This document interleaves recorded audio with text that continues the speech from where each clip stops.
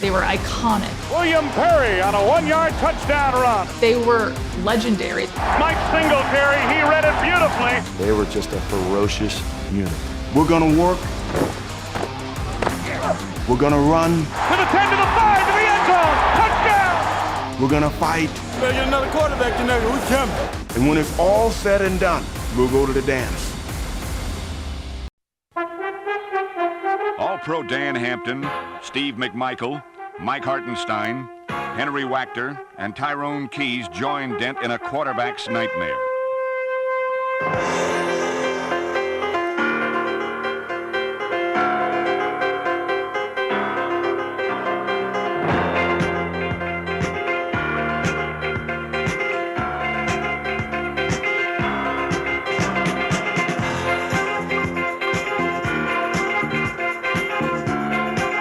In 1984, the defense recorded an NFL record 72 quarterback sacks, fielded pro football's top defense.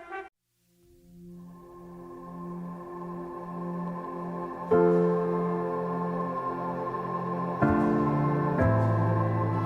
colorful and key part of arguably the best defense in history. Represented by his wife, Misty, Steve McMichael.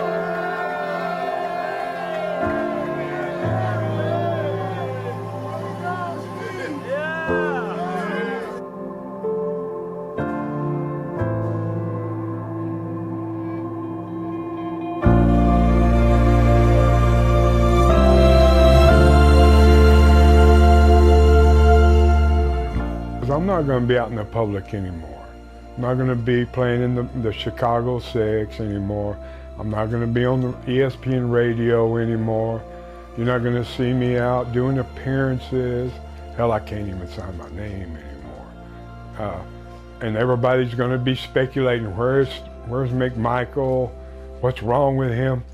Well, I'm here to tell everybody I've been diagnosed with ALS, Lou Gehrig's disease. When did you first realize something was wrong? For years, I thought my damaged neck, because I've got 3 ruptured discs in my neck that still need surgery. But initially, I thought my right arm started going dead. I thought, well, that's coming from the damaged nerves in my neck. So I went to the Mayo Clinic, you know, the Shining Star Hospital. And the initial meeting with the neurosurgeon there was going to work on my neck. Raised my arm up and dropped it and looked at me, this might be about something else. So they put me through a battery of tests. We think you got ALS. In denial. I went to Rush Hospital. Went through their protocol. Same diagnosis. You scared? I would be if I was a younger man.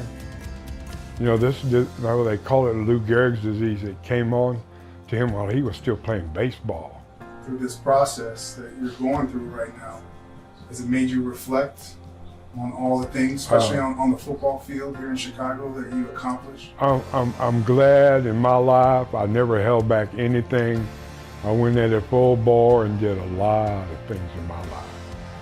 I'm glad I didn't wait to, you know, get geriatric and, you know, start filling out a bucket list. Because I knew even if I was healthy, I wasn't going to enjoy that. When you look back on what I went through back in '99 with my dad and his situation of coming out and telling people, well, you know, you were always his rock. That's what happens when he fell into my arms in that time. Yeah. That's what he's telling you when he let you announce him to the Hall of Fame. Yeah. And you had to be sitting there with him when he came out, didn't you? Yep. That's just what's come flowing back to you. Sitting here with me, right? But I think that's why it's coming around full circle. It just helped me. You made you stronger for me, baby. That experience. So thank you, Walter.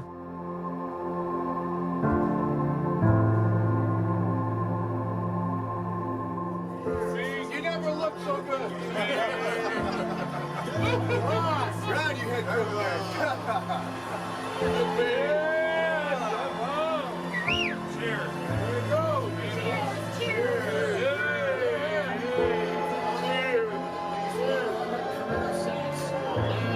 Interceptions, a dominant defensive force. Julius Pepper.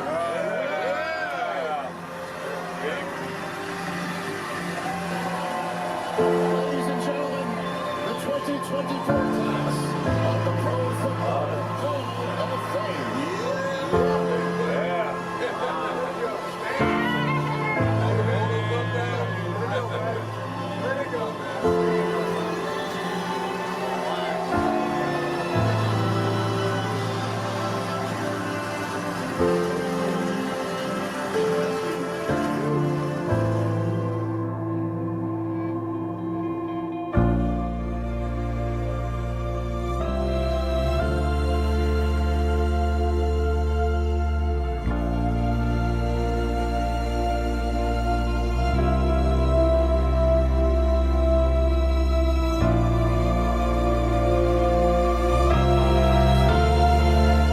Steve Mongo McMichael, the 1985 Super Bowl winning Chicago Bear. It's euphoria. To come out of that tunnel before a game, the goosebumps, people screaming for you. If everybody could do that, they would know true elation. Here's the snap to Chris Chandler. Looks downfield, hit from behind, down he goes.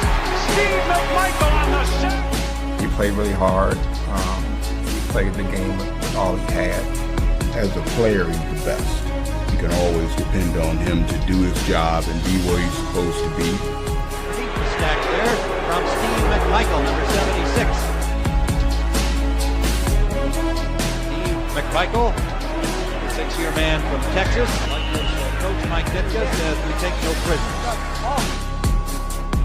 There's about a 4 or 5 year period in the mid-'80s where I don't think anybody played the inside tackle position on defense better than Steve McMichael did. Steve, one word, tough. A team of destiny, according to Bud Grant, before this game started. What was going through your mind when the score started mounting? Yeah, let's party. I was ready to go to Bourbon Street the third quarter, brother. From the defensive line to the Hall of Fame, Steve Mongo McMichael is finally getting his moment. Thursday night brought together friends and old teammates. The fact that it's taken this long and he's in the condition that he is, it just makes it all that much better. McMichael was diagnosed with Lou Gehrig's disease, or ALS, in 2021, taking away his ability to walk and talk. But he can still communicate, and he did just that with us by blinking once for yes. Does it feel amazing? That's a big yes.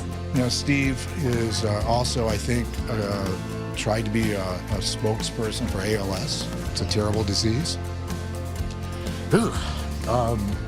So I give him a lot of credit for that as well. But I think more than anything else, you know, the whole Bear community should be very proud. Since his diagnosis, his wife Misty has been his voice. She's representing her husband in Vegas. I feel elated. I feel vindicated. I feel just very, very happy for him because it's just his life's dream. McMichael has been nominated every year since he was eligible more than 20 years ago.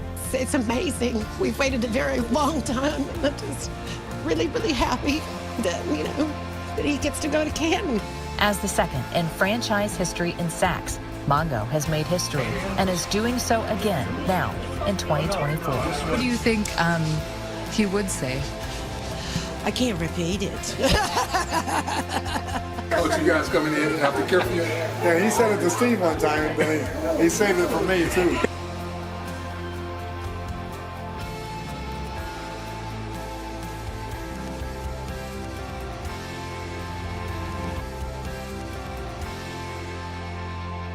What do you want to say to all those fans that are out there that love you?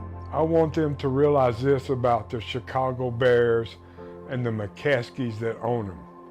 They didn't have to stand, you know, I filed for the benefits and stuff from the NFL that they're a part of, but they have stepped up. There's a wheelchair in there they just paid for me.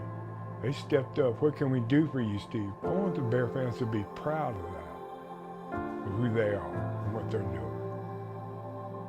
I mean, that's who you want them to be, right? That's who they are. What can Bears fans do for you? What Bear fans can do for me? Pray, and help me raise some money to dish out to all these families with ALS victims in it that when those guys go, that family's bankrupt, man. I don't want that for nobody, including me. That's the greatest thing right now. Is to sit here and that voice is the same. And the mind too. You know, would I trade this ALS diagnosis in for a brain damage diagnosis, and I don't even know who I am anymore? Better off than that, right? You know what's best in the human condition, my son? Compassion. Not warrior, not competitor, not alpha. The compassion in the human being. And that, you know, what's going on in the world today, you kind of lose faith in that, don't you? But everybody that comes into my presence, now that I'm in this condition, that's the first thing I see on their face. Man, and it reinvigorates your belief in humanity.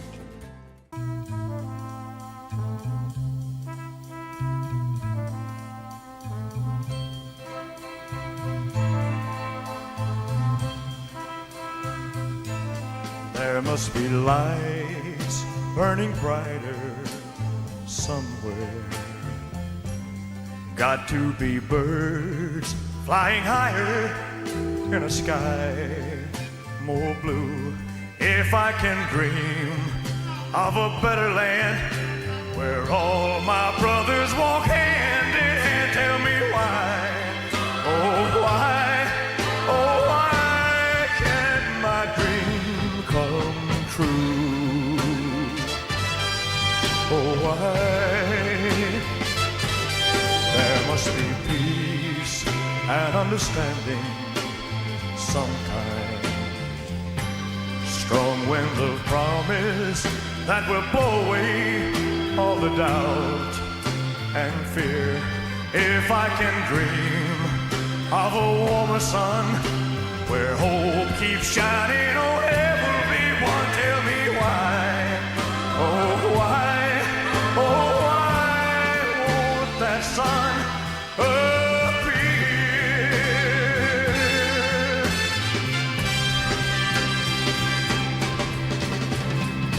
we're lost in a cloud with too much rain. We're trapped in a world that's troubled with pain. But as long as a man has the strength to dream, he can redeem his soul. That's why